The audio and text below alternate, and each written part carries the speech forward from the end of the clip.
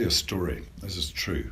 I'm not going to use any names, but I was away and I came back and she told me she had been raped, but she handled the situation of the rape in the most extraordinary way. But my immediate reaction was, I asked, did she know who it was? No. What colour were they? She said it was a black person. I went up and down areas with a cosh, hoping I'd be approached by somebody. I'm ashamed to say that. And I did it for maybe a week, hoping some black bastard would come out of a pub and have a go at me about something, so that I could kill him. And it took me a week, maybe a week and a half to kind of go for that. And she said to me, where are you going? I said, I'm just going out for a walk, She said, what's wrong? No, nothing's wrong, fine. And it was horrible when I think back, but I did that. And I've never admitted that to it. I'm saying it to a journalist, God forbid. Holy shit. It's awful. But I did learn a lesson from it when I eventually thought, what the fuck are you doing, And I come from a society, I grew up in Northern Ireland in the Troubles, and I knew a couple of guys that died on hunger strike, and I had acquaintances that were very caught up in the Troubles. And I understand that need for revenge, but it just leads to more revenge and more killing and more killing. And, Ireland, Northern Ireland is proof of that, All the stuff that's happening in the world at the minute, the violence is proof of that, So it's, but that's, primal need, I understand, You can relate to that.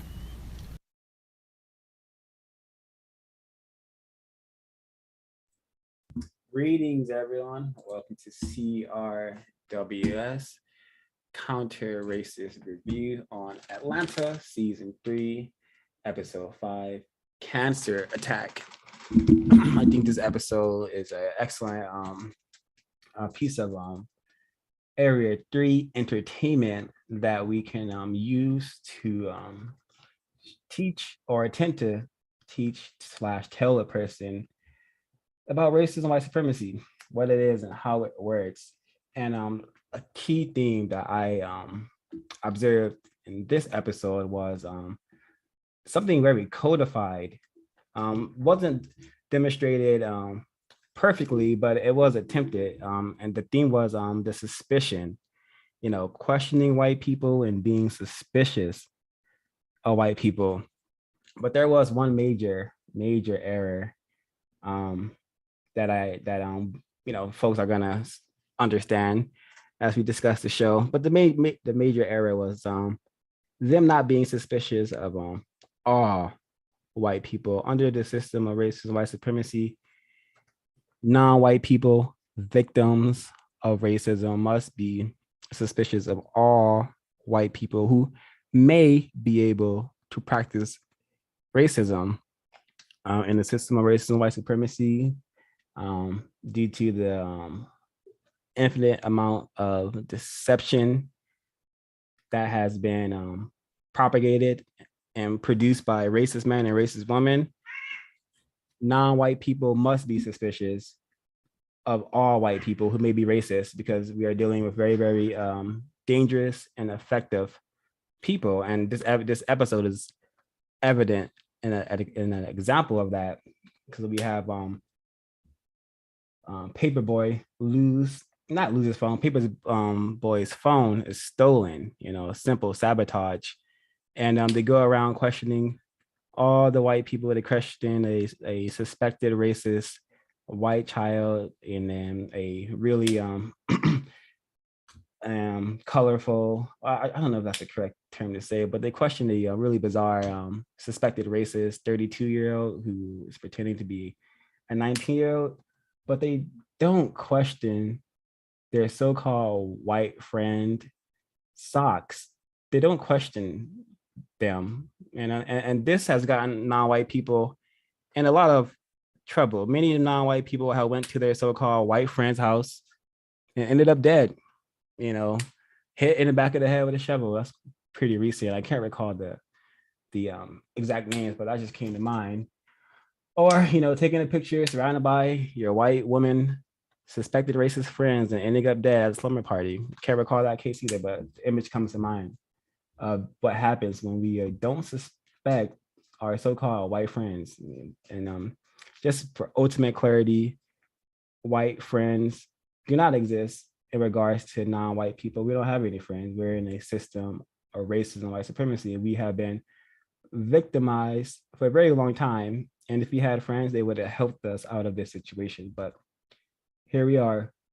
So it turns out Socks is the one who had Paperboy's phone. And when this episode first started, and I realized that it was going to be about Paperboy's phone being missing, I declared it's Socks. Socks has the phone, of course. But due to all of the non-white people, Darius, I think that's his name, Paperboy, and Earn, due to them being confused victims of racism, they don't question Socks, because probably they trust them. I don't know. And I have tons more to say about some coded messages that may or may not be in this episode that I may or may not have seen. Maybe I'm just rambling. But I'm going to pause my mic there and see other folks want to chime in.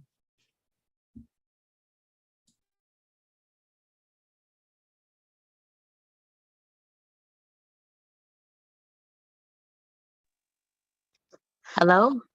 Okay, so um I don't know, I think we're gonna play a little bit of the show, the fast forward rewind.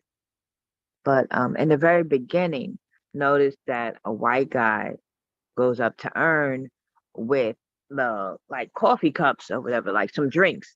And Earn is telling him, no, I wanted ginger beer, not ginger ale or something like that. So notice when the white guy comes in, somebody checks his ID. It's real fast. It's like barely a glance.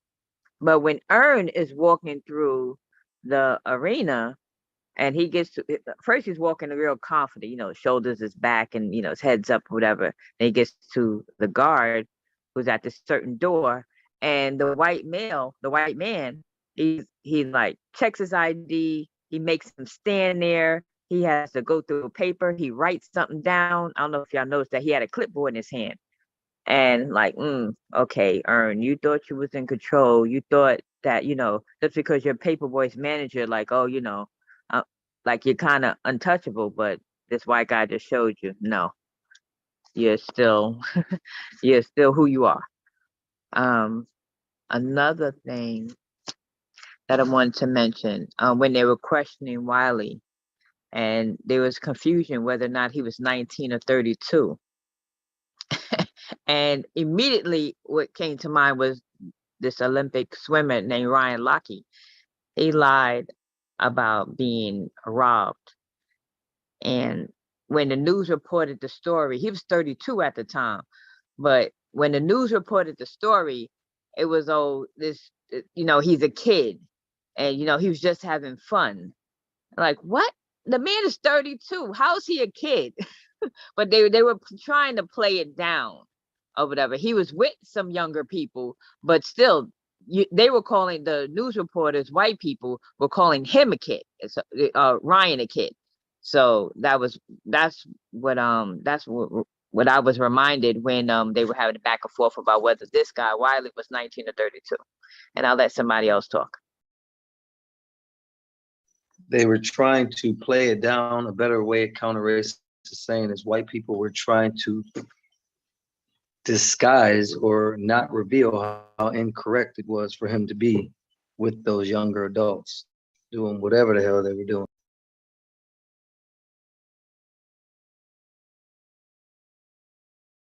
If folks want to share any more notes about the episode. Does anyone notice how Earn never challenges racism, white supremacy? He never challenges white people when they're dominating him or mistreating him. He just ends up with a sad face back where the black people are, maybe complaining. but he never challenges them. Paperboy does, but he only goes to straight. He want to be somebody else.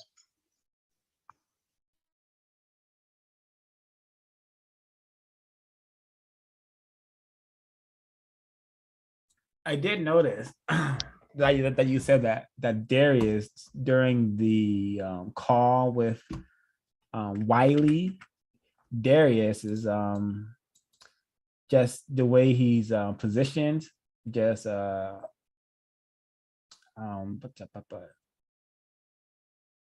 he just so away from the conflict. That's something I noticed. He's just like I'm not gonna. I don't know if I'm gonna be able to find the image, but he like has his hands over his head while they're oh yeah, right here. Here it is. Just yeah, right here. He's just like I don't see caught this. anything on my screen. Oh, still not? You don't see anything at all? No, it's Yeah, I haven't black. seen it. That's why I was surprised we were. Or, Oh, you haven't seen anything at all this entire time? no. Did I hear that? Did I hear the Liam Nelson? Yes, Okay. Well, I can hear everything, but I I don't. saw the yeah. Liam, but I mean, I heard it, but there was no clip of him talking with the reporters. Oh yeah, no, the Liam Nelson, there was stuff on the screen, but yeah, I'm sure. Can y'all see now? Yeah. Yes. All right.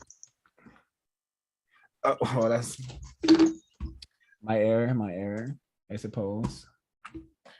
But yeah, this image right here, he just sort of I don't know, not helping not attempting to help the situation at all. I just kind of I don't want to use the word, but I just see that as cowering. That's all. And this only came to mind because when you said about Earn not countering white supremacy and pairing this image with what we know about Darius, about how he's literally has had his genitals removed, according to what he said in the show.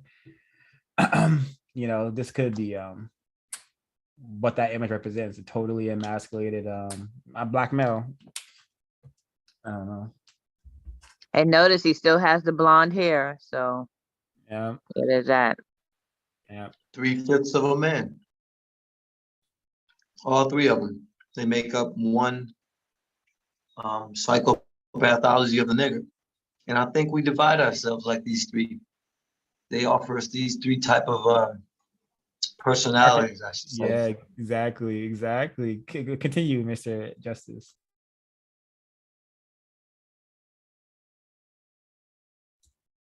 Yeah. Paperboy is one type, so-called street nigga. Not much aspirations, just want to smoke good weed and waste time with females. Earn is, I want to be a part of the great white world through getting money, maybe. But ultimately, I want to, he tries to be a weak version of an effeminate white man, in my opinion. I feels like that. See him on TV, just turn on any TV program, especially something like a talk show or a game show. Just Earn over and over and over again. And then Total in the clouds, obvious effeminate, is the boy with the yellow hair. It's not blonde, that's yellow on him. That's weed straw glass, whatever. But he's it's 3/5 of a man. Look at the three of them as one Negro.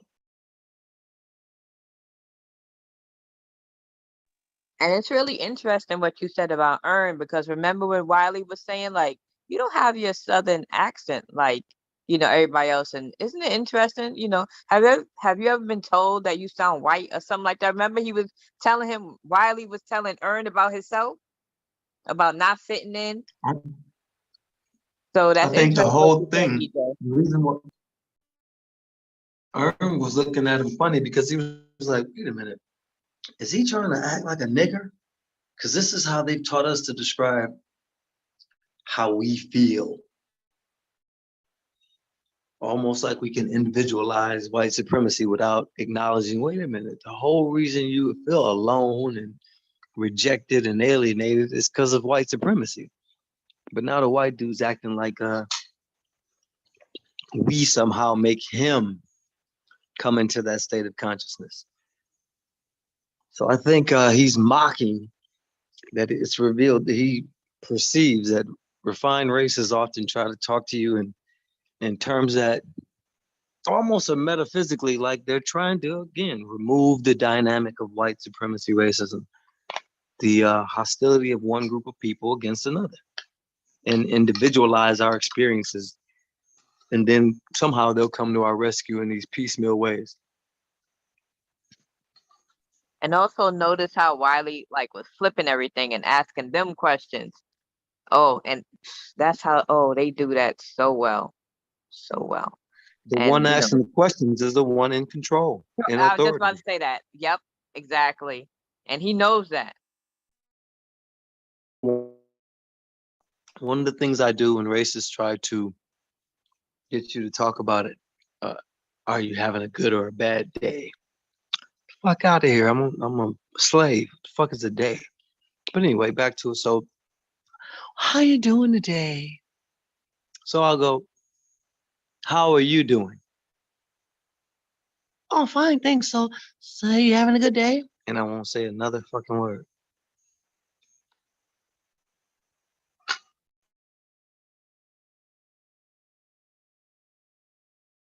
I'm refusing them the right that they love to have, as if there's some moral beacon or some spiritual gauge of how they can check on you and make sure you're feeling all right.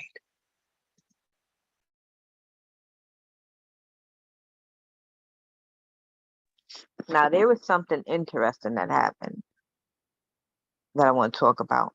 When they called Wiley, when everybody called Wiley and they were trying to get the phone back, trying to coax him to come back to the arena. And then the white guy snatched the phone and threatened Wiley. I call that calling out. Now, to some victims, that's going to look like, oh, he was helping, even though he didn't. But that just goes to show how emotional he was, which he wasn't. He was just, it was all it wasn't real. He wasn't for real in what he was saying and what he was doing. Huh? Smoke screen. Yes, That's what some exactly. guys would do. Exactly. Yeah, in greater confinement.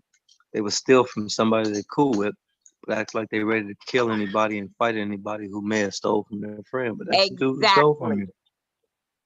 Exactly. So when I talk to white people, if I ever get this far in the conversation or whatever, I have suggestions. And one of the suggestions that I have is for them not to call out. That's what this guy was doing in a sense. When he grabbed the phone and was threatening, like, oh, he has just so much emotion, and yeah, he's gonna, defend his friends and blah blah blah. He's gonna get his friends, his so-called friends' phone back or whatever. And this is exactly what I'm talking about. And this is why I tell white people not to do. Exactly what Socks did at this moment when he snatched the phone. And notice how the white people was on code in this show with the guy running the arena, not taking it seriously that Paperboy's phone was stolen. And then like delaying going to Wiley. Oh, who? What? I don't know who you're talking about. Oh, that's my nephew. Oh, no, I don't have his number. I got his brother's number. But it's too late to call. Like, notice how on code he was. Like, he didn't want to give Over and over and over, he had an answer. Oh yeah, white, Cole. Hey, we don't give up each other. We don't give up Exactly. white people. What are you doing? And I think this scene right here is also an example of, hey, simple sabotage. This was him also trying to further the sabotage of Paperboy not getting his phone. Causing more conflict than bringing solutions to the drawing board. That's why I see this and I don't think it's a coincidence that this screen has glitched on us right now, and we're seeing this white racist as his face is like double, you know. And hey, this is just a quick symbol for us to understand the universe is telling and validating that when racist men and racist women speak, it often has a double meaning, maybe quadruple meaning, tons of, if you're really dissecting what they're saying, but often has a double meaning. And what the red man say, speaking fork tongue, split ways, two, double. So anywho, that's just something that caught my eye. Yeah, Socks. He had the phone. I knew he had the phone for the beginning, and the highly confused trio of black males. None of them have a code of dealing with the system of white supremacy racism. Therefore, no one had it in a protocol to, hey, question Socks. He's a white person. He could be a racist, and therefore he could be sabotaging us. He could be mistreating us, deceiving us. So we got to ask Socks too. He's not really our friends. We're in a system of white supremacy. We don't have friends in the system of white supremacy. So we got to ask Socks. If Socks got the phone, Socks would have probably, spazzed out, called him a nigger, or something like that.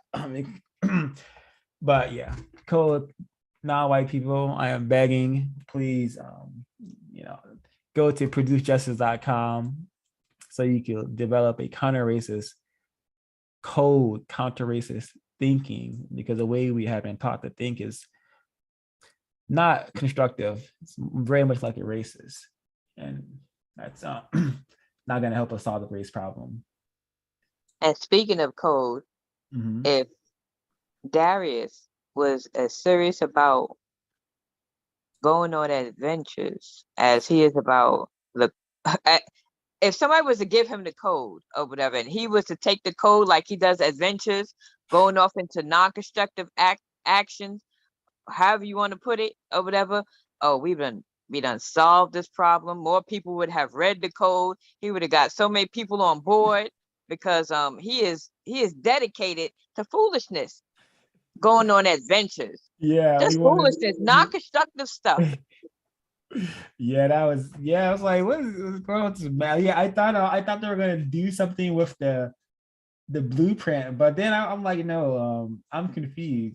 I'm assuming Darius is like, constructive. Darius is like, a fellow victim of racism. So it's Entertainment. Yeah, he's very much. I'm trying to get to the part where he was like dancing before Paperboy went on, but yeah, just picture. I think that dancing was on purpose. Go ahead, continue, elaborate, please, if you can.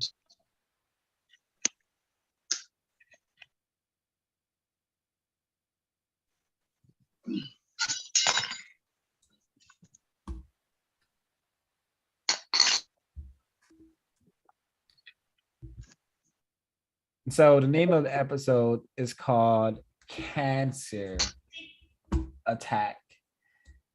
And well, before I decode the title, or attempt to decode the title, I gotta get in a little more, another aspect of the code that was somewhat demonstrated here. All right. So in the system of white supremacy, we must be suspicious of even a racist child or a white child who may be able to be a racist. We have to be suspicious of even them, because even in this system, even they have more power than us, non-white people. So we have to be suspicious of them. And yeah, I don't get, if you got so-called cancer, well, hey, you can still be a racist, white supremacist. You can have one leg, one eye, you can still be a racist, white supremacist. We don't know who these people are. So we just have to be, for our safety, we got to be suspicious of, just all white people who may be able to practice racism. So them questioning this white child, somewhat uncode. Not only did he question, he lift the legs up, yeah. Ooh, yeah. He was on point there. Notice how Paperboy wasn't suspicious of this cancer child, this cancer boy. Nobody was suspicious of Socks. Yeah, nobody was suspicious of Socks at all. And I knew he had trouble ever since he was introduced in the the episode he was introduced in. But that's because I have a counter racist code I'm attempting to practice, and it's, you know, so I saw this coming a mile away. That's simple sabotage. Um, so the title, Cancer Attack, you know, cancer is a just cancer, from my understanding, is a disease that invades the body and spreads. You know, racist man and racist woman, they have invaded various the entire planet, not various areas of the planet, but all areas of the planet they have invaded and conquered, and evidence suggests that these areas are in not the best conditions. These areas are stricken with misery and just incorrect things happening 24/7, despite some of these areas looking pristine. But and that's how I see racist man and racist woman as some sort of as a cancer, literally killing the planet and its inhabitants, spreading, trying to leave the planet now and go to other planets, you know. And that's what a real cancer attack is, you know, because you can't have like a heart, you can't have a cancer attack like you have a heart attack. But if you think about like just decoding the title in a different way, perhaps we can follow the path where our path lead, which is racist man and racist woman, the system, or racist or white supremacy. So if you think on that avenue, then we could understand that, yeah, racist man, racist woman are very cancerous to my personal health. Yeah, I'm sure many of us have lost victims of racism to the disease known as cancer, which is, I suspect, would not be on planet Earth if racist men and racist women weren't doing what they're doing. But yeah, cancer attack. We need to solve the race problem, or we're gonna keep having a lot of cancer attacks. We're gonna keep having this tacky, trashy, and terroristic relationship with white people and with each other. Because did anyone else notice how Earn and Paperboy, they just, when they, even in their interactions with each other, it was just so awkward and bizarre. You know, just things aren't clicking when non-white people even try to have real conversations with each other. Because if the context isn't racism and white supremacy, then what are we talking about? If we're not talking about solving problems, then what are we talking about? I'm just a fellow miserable non-white person. Even if I don't know I'm miserable, I'm in a miserable state due to my classification. You know, I'm just wondering if folks caught that interaction. It felt strange, and it felt like something I could relate to. You know, yeah, just really devastated people. And what did Darius refer to himself as? The devastated cop. You know, so some truth in the massive confusion and in this episode. Devastated people. And I'll pause my. White people weren't doing what they were doing, aka practicing racism, aka messing with the food, giving us synthetic food, stressing us out to the point that, you know, we're being non-constructive in our activities. Then yeah. Oh, going back to the code part, white people being on code.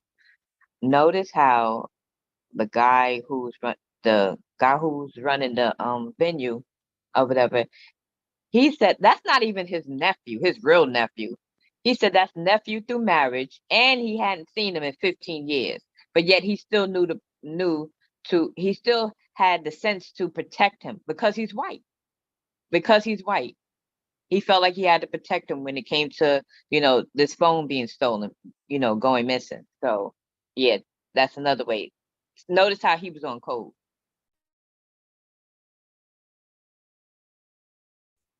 Very, very much on code. Yep.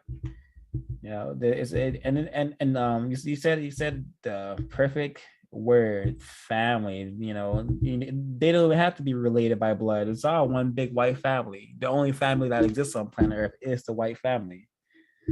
Yeah.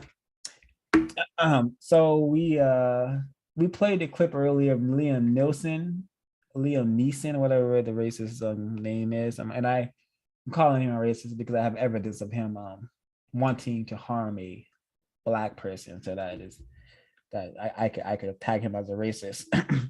Anywho, we played that clip because he was mentioned by a racist in this episode. He was mentioned by Socks. Socks said that I'm like the white Liam Neeson, which is just racist jargon, racist nonsense, just trying to confuse the folks who are hearing the nonsense. And also maybe the writers want us to understand that, hey, Socks is like Liam Neeson, Socks is like, just because you see this person, and you've been trained to like this person, I think this person is cool, I think this person is someone you should aspire to be like. No, racist. He wants to go out and harm you. He thinks about sabotaging you in ways that you can't even fathom. This is how these people operate. This is why you used to be suspicious of the Liam Neesons and the Socks. Your entourage, the family members who are white that you think are your family members that have married into your family, invaded your family, and are spreading massive confusion amongst your so-called family victim unit.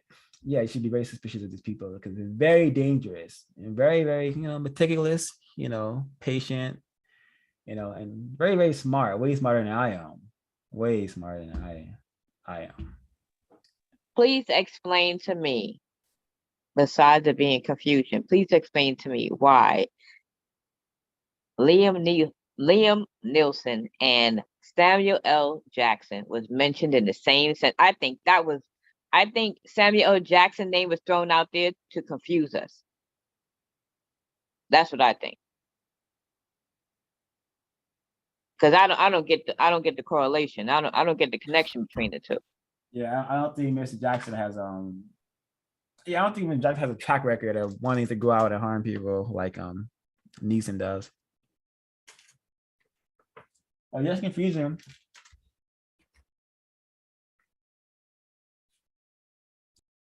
Yeah, just to make it a mockery, so you don't pay too much attention.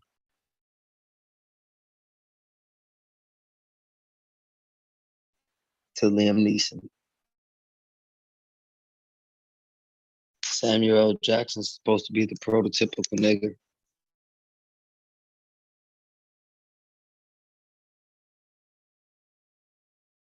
The one whites can deal with.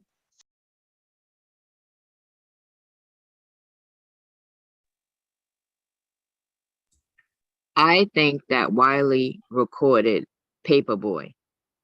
Remember when he said, "Oh, you're good cop, bad cop," when he revealed what he knew about them? And he was like, "Oh, you're playing good cop, bad cop, and now you're gonna record me and hoping that I reveal that I took your phone or whatever." I think at that moment he went in his pocket. He had whatever up under the desk, the table, and then he put whatever back in his pocket. I think he recorded Paperboy. When Paperboy was sharing about himself, I think he recorded Paperboy. Oh wow, you may be on something. I didn't catch that.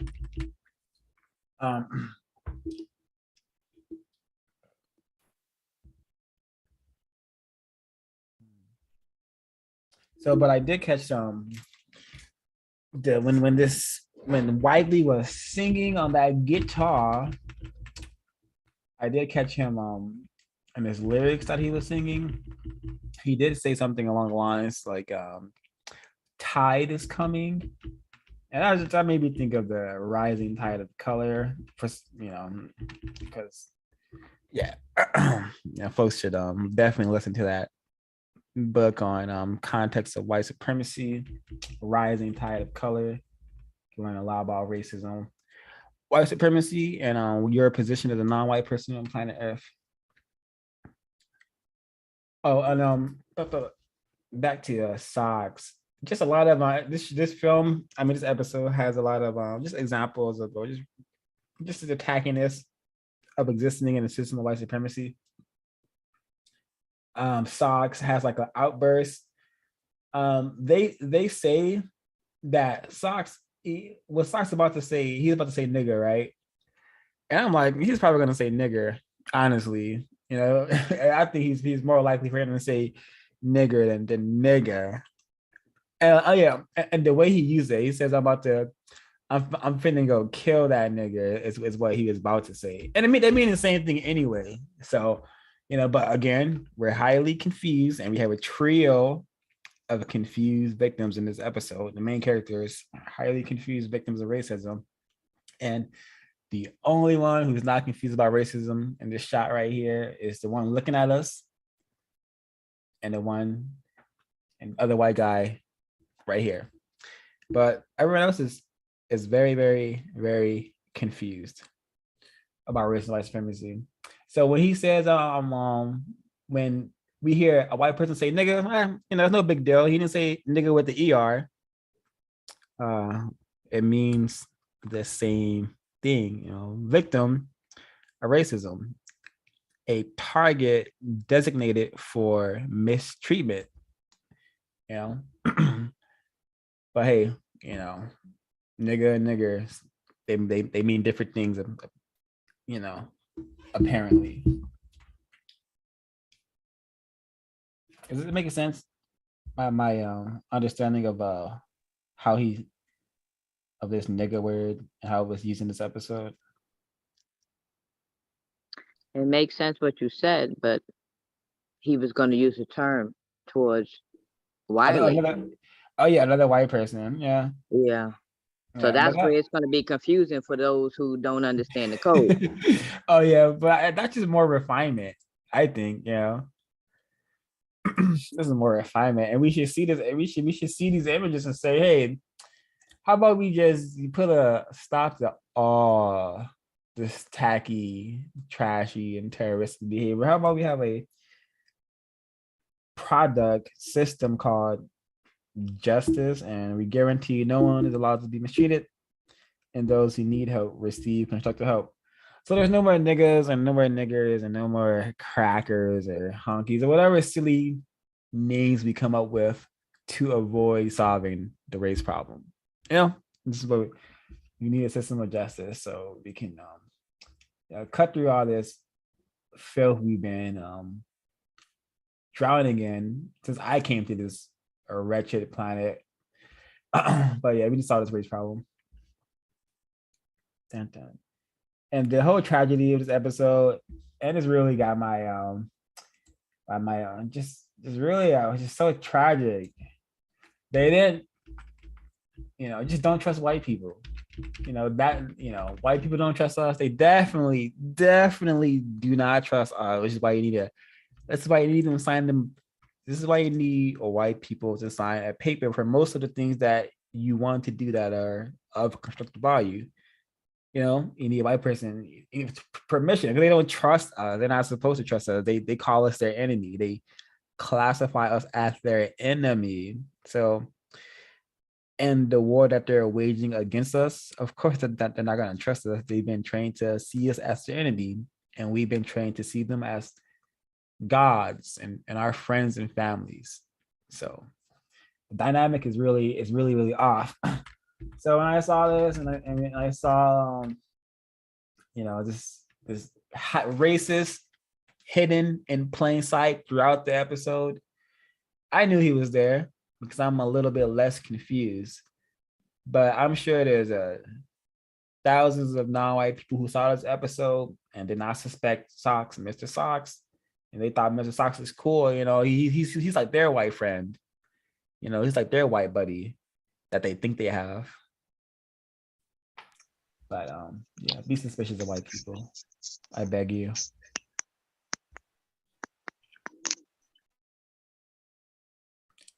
Everything he was doing was potentially jeopardizing them. That's a clear sign of him practicing racism right there. That's when they should have beat his ass and threw him out.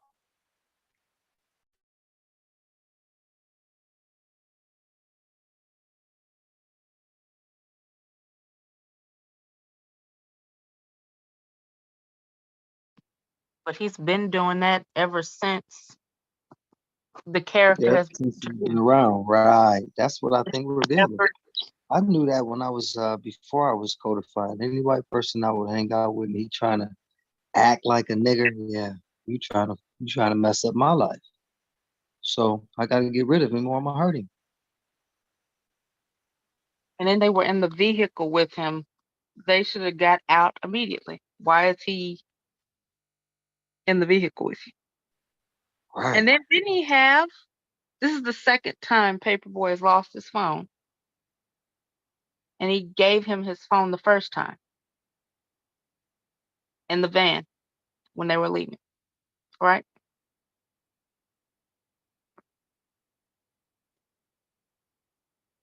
Well, maybe I think you may be right.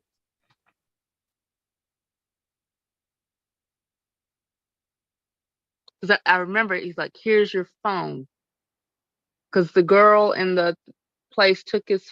No, that was his hat. That Yeah, was his yeah, hat. yeah. That was You're his right. hat. Yeah, she was no, she took his hat. Yeah, you're right. She took his hat, but he may have gave him the hat back or something to create this trust. But you're right, misconstructive action. The moment they saw this insane psychopath inside the car with them, they should have no left. You know, this is speculation. I'm out of here. I would have.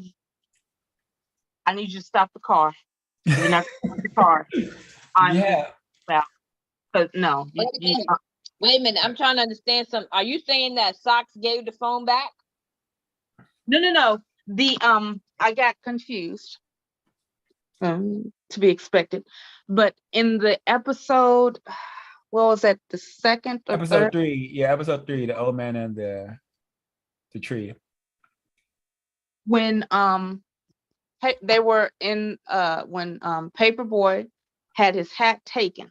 He was looking around for his hat and then his money. He wasn't getting it. They called the Earn called for a vehicle to take him away. They can't find Vanessa, but when they get in the van, Socks is behind the wheel or in the passenger seat. He's in the front. Yeah. And instead of getting out, they just stay there. And then he goes, "Here's your hat."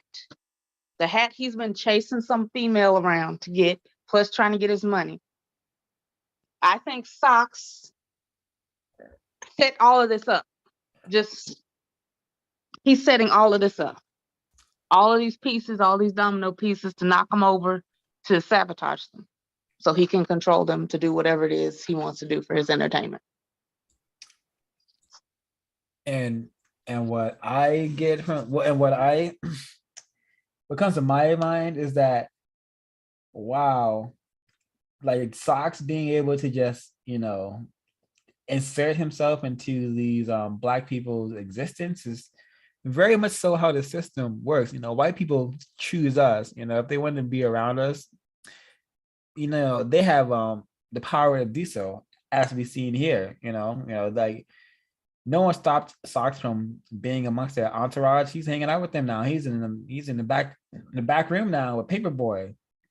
All from just meeting them at a party and being white. How come TJ hanging out with them? Maybe because TJ is a Black male. He doesn't have that power, the same power as a white man. But yeah, the moment it's just he's code. From the beginning, if you're suspicious of white people, you will avoid a lot of anguish. I suspect. I know I would have, had I known what kind of world I was born into. The moment I was born into it, had I known, I would have saved a lot of anguish. So yeah, my notes, a lot of my notes are just. So that's the great part. The more you Say again? study, you'll get over it. Trust me, man. I got so much more peace, and I get so much more comfort in life because they're not in my fucking personal space and business. They're not in my head like they used to be. I don't desire them or their trinkets and shit.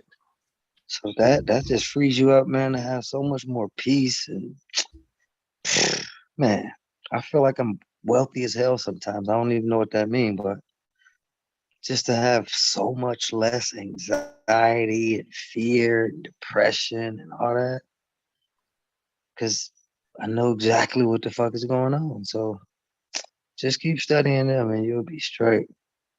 You're gonna get them out your emotions. You wash them out. It's the best way to put it. Once they wash out your psyche, the emotions are gonna go and then the affections, and then you're your own creation. Yeah, I think I took my feelings out this business a while ago. It's nothing personal. I just speaking past tense, but I still understood. I'm bringing it up because every episode, everybody black on this show is much more comfortable around white people than each other.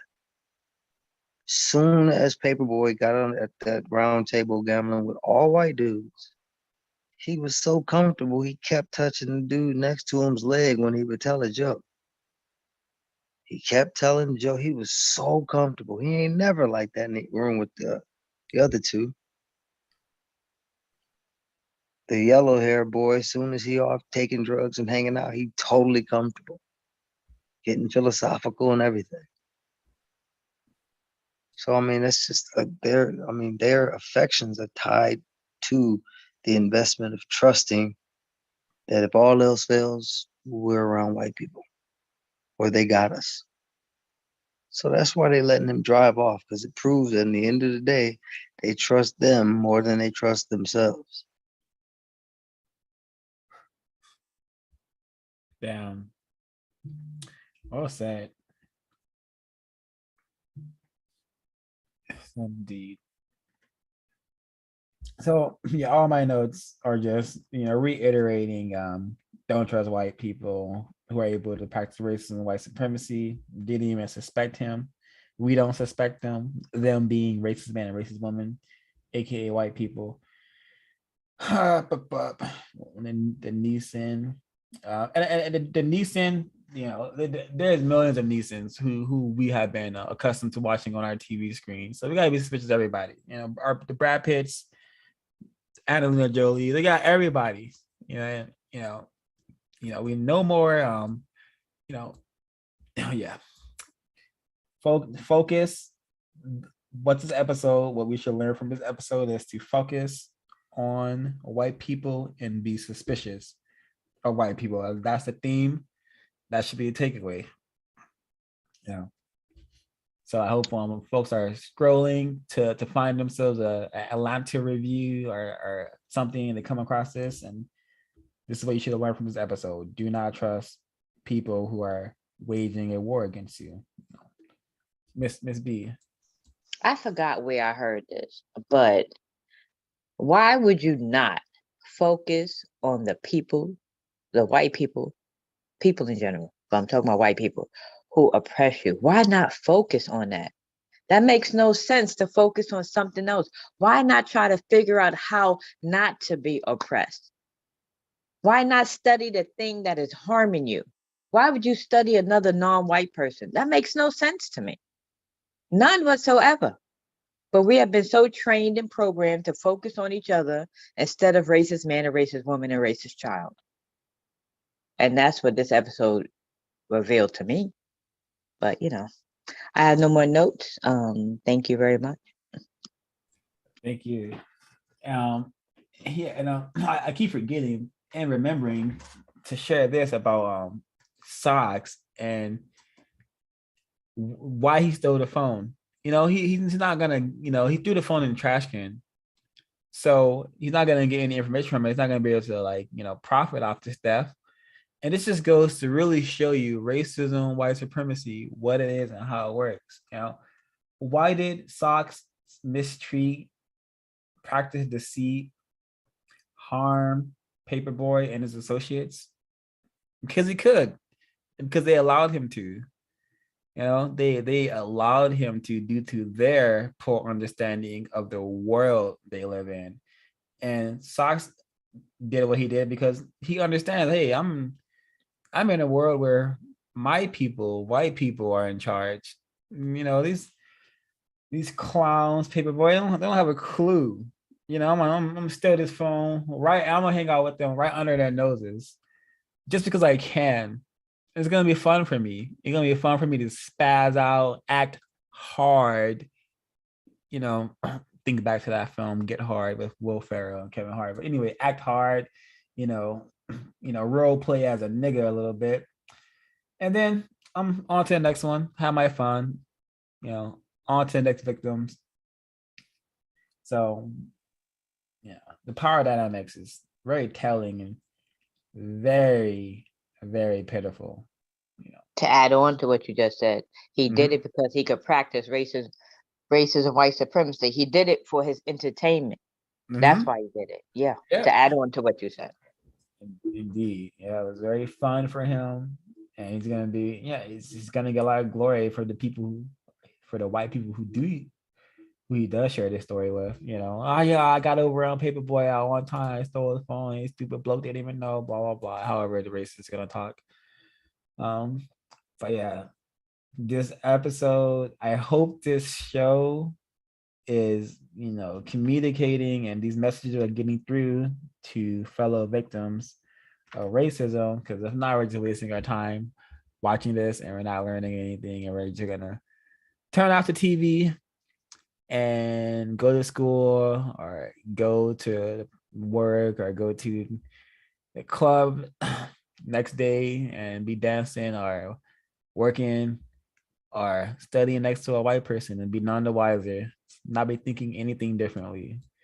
We should be thinking, is this possibly a racist right here who has been very, very refined, very, very refined, and maybe I could ask this suspected racist, some questions. Maybe I should focus on white people way more than I focus on non-white people. Maybe I should actually stop focusing on non-white people, because the record shows that we're very pitiful, we're very confused, we're not making any strides towards solving this race problem. If there's any people who are going to allow this to happen and help this to happen, it's going to be the white people in charge. So let me focus on them for once. Let me be the generation that focuses on white people. Let me have that trending. Focus on white people. Hashtag 2022, focus on white people. Hashtag suspect white people. How about we make this something viral, something trending, not FBA, not anything, that just suspect white people. We'll ask white person a question day, every day. Yeah, but that's my notes, and I really hope folks are learning from Area 3 or get out of it wasting our time. But as I skimming through my notes, yes, I have covered everything, and and that was my my closing comment. So Mr. Evolutionist for Justice or Miss Constructive Action, if you guys have any, if you folks have any comments you'd like to share before we close out, please do. The more you understand, the more we have to take the time to apply our understanding. The universe and the races will give us immediate opportunities sometimes. So look for an opportunity to walk out the things we talked about. Good night. All right, but don't head out just yet. We have I'm gonna close out with the quote from Nyan Saysam, A Calendar of Revolutionary Daily Thoughts by Mawalimu K. Baruti. So I'm gonna close out with this, and I would encourage Walimu. Say it again. Walimu Baruti. Oh yeah, my Walimu Baruti. I'm gonna not gonna say it correctly. I want to say Mr. Baruti. Walimu. All right, got it. So Mr. Baruti's text. I'm gonna have to practice saying it on my own free time. Anywho, this is from April 15th, and again from the text. I'm probably saying it this title wrong as well. Nyan Sesam. So maybe you can correct me there too as well. Nyan Sesam, a calendar of revolutionary daily thoughts. And it's from the date April 15th. And this quote is actually from Mr. Baruti. And not all of them are from him. So it's interesting. And I would encourage folks to codify everything that they hear, you know. But in order to do that, you have to go to producejustice.com and learn what codification is. So please do that. Producejustice.com. So closing out with the quote of the day. We are soldiers in love with forming beautiful families, rearing happy, thinking children, building strong, lasting communities, raising a mighty nation, and removing our enemies. For African warrior scholar compliments, there is no other reason for beings. There is a reason why the family institution was the first and still is the most fundamental. African institution Europeans work to destroy. It is the source of our heritage, its transmitter, and the command post within which survival strategies are formulated and duties meted out. Without it, people don't know who they are or what to do. Therefore, it only makes sense that to rebuild our nation, our families must be rebuilt. And doing this requires bringing complementary individuals together and stabilizing and strengthening existing African familial relationships. Affirm, I love, respect, and empower my complement. So that was from Nyan Sesam, a calendar of revolutionary daily thoughts. All right, folks, please like, share, subscribe, share this information. We don't want to have to discuss this or be subjugated forever.